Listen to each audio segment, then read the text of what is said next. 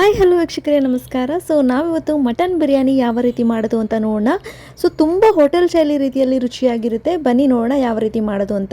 ಮೊದಲಿಗೆ ನಾನು mutton marination ಮಾಡ್ಕೋತಾ ಇದ್ದೀನಿ. ಸ್ವಲ್ಪ ಮಟನ್ಗೆ ಮೊಸರನ್ನ ಹಾಕ್ಕೊಂಡು, ಶುಂಠಿ ಬೆಳ್ಳುಳ್ಳಿ ಪೇಸ್ಟ್ ಹಾಕ್ಕೊಂಡು, ಗರಂ ಮಸಾಲ, ಧನಿಯಾ ಪೌಡರ್, ಖಾರದ ಪುಡಿ ಹಾಗೆ ಮಟನ್ ಮಸಾಲಾನ ಹಾಕ್ಕೊಂಡು ರುಚಿಗೆ ತಕ್ಕಷ್ಟು ಉಪ್ಪನ್ನು ಬೆರೆಸ್ಕೊಂಡು ನಾನು ಇದನ್ನು ಒಂದು ಮ್ಯಾರಿನೇಟ್ ಮಾಡ್ಕೊಳ್ತಾ ಇದ್ದೀನಿ. ಹಾಗೆ ಪುದೀನ ಮತ್ತು ಕೊತ್ತಂಬರಿ ಸೊಪ್ಪು ಹಾಕ್ಕೊಂಡು ನೀಟಾಗಿ ಮಿಕ್ಸ್ ಮಾಡಿಕೊಂಡು ಸ್ವಲ್ಪ ಕಸೂರಿ ಮೇಥಿ ಹಾಗೆ ಪೆಪ್ಪರ್ ಪೌಡರ್, ಕಾಳು ಮೆಣಸಿನ ಪುಡಿ ಇಷ್ಟನ್ನು ಹಾಕ್ಕೊಂಡು ನಾನು ಫ್ರಿಡ್ಜ್ನಲ್ಲಿ ಅಥವಾ ಸೈಡ್ಗೆ 1 ಗಂಟೆಯವರೆಗೂ ನೀವು ಮ್ಯಾರಿನೇಟ್ ಮಾಡ್ಕೋಬೇಕಾಗುತ್ತೆ. ಈಗ ನಾವು ರುಬ್ಕೊಳ್ಳೋದಕ್ಕೆ ಮಸಾಲೆನ ರೆಡಿ ಮಾಡ್ಕೊಳ್ಳೋಣ. ಒಂದು ಜಾರಲ್ಲಿ ನಾವು ಕೊತ್ತಂಬರಿ, ಪುದೀನ, ಹಸಿಮೆಣಸಿನ್ಕಾಯಿ, ಶುಂಠಿ, ಬೆಳ್ಳುಳ್ಳಿ, ಮೆಣಸು, ಜೀರಿಗೆ ಇಷ್ಟನ್ನು ನಾನು ಹಸಿರು ಪೇಸ್ಟ್ ಮಾಡ್ಕೊಳ್ತೀನಿ.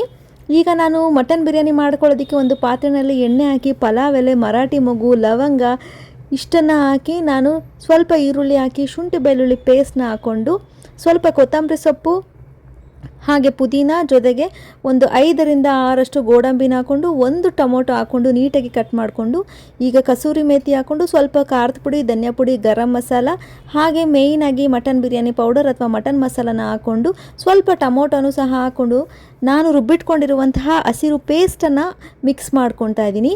ಈಗ ಏನು ಮ್ಯಾರಿನೇಷನ್ ಮಾಡಿಟ್ಕೊಂಡಿದ್ದೆ 1 ಗಂಟೆಯ ಕಾಲ, ಆ ಒಂದು ಮ್ಯಾರಿನೇಷನ್ ಮಾಡಿರುವಂತಹ ಮಟನನ್ನು ಅಷ್ಟೇ ನಾನು ಮಿಕ್ಸ್ ಮಾಡಿಕೊಂಡು ಸ್ವಲ್ಪ ನಿಂಬೆಹಣ್ಣನ್ನು ಹಾಕ್ಕೊಂಡು ನೀಟಾಗಿ ಮಟನ್ನ ಬೇಯೋದಕ್ಕೆ ಬಿಟ್ಟು ಈಗ ನಾನು ಅರ್ಧ ಲೋಟದಷ್ಟು ಅಕ್ಕಿ ಹಾಕಿ ಅದಕ್ಕೆ 1 ಲೋಟದಷ್ಟು ನಾನು ನೀರನ್ನು ಸೇರಿಸಿ ರುಚಿಗೆ ತಕ್ಕಷ್ಟು ಉಪ್ಪನ್ನು ಮಿಕ್ಸ್ ಮಾಡಿಕೊಂಡು ಅಕ್ಕಿ ಮತ್ತು ಮಟನ್ ಬೇಯೋದಕ್ಕೆ ಒಂದು 20 ನಿಮಿಷ ಆಗುತ್ತೆ. ಇದಾದ ನಂತರ ಮಟನ್ ಬಿರಿಯಾನಿ ರೆಡಿ ಆಗಿರುತ್ತೆ. ಇದನ್ನು ನೀಟಾಗಿ ಸರ್ವ್ ಮಾಡಿಕೊಂಡು ಮೊಸರು ಅಥವಾ ಶೇರ್ವ ಜೊತೆ ತಿನ್ಕೊಂಡು ನಿಂಬೆಹಣ್ಣು ಹಿಂಡ್ಕೊಂತಿದ್ರೆ ನಿಮಗೆ ಮಿಲ್ಟ್ರಿ ಹೋಟೆಲ್ ಶೈಲಿಯ ಜ್ಯೂಸಿ ಮಟನ್ ಬಿರಿಯಾನಿ ರೆಡಿ. ನೀವು ಈ ರೆಸಿಪಿನ ಟ್ರೈ ಮಾಡಿ ಹೇಗಿತ್ತು ಅಂತ ಕಮೆಂಟ್ ಸೆಕ್ಷನಲ್ಲಿ ತಿಳಿಸಿ.